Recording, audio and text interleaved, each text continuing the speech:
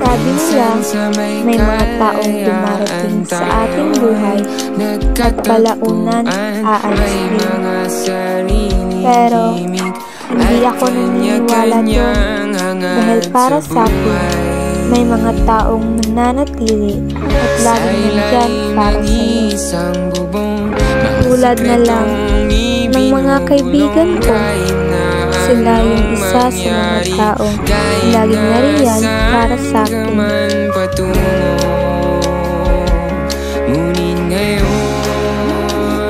Sa bawat tawanan, asaran at kwentuhan,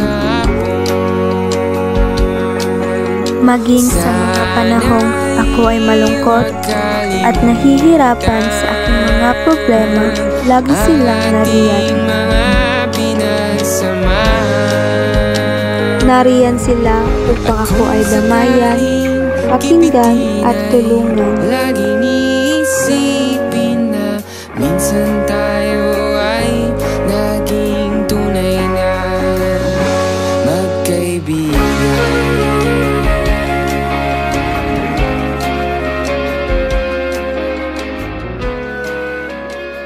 Pero, bakit ganun? Unti-unti silang umaalis.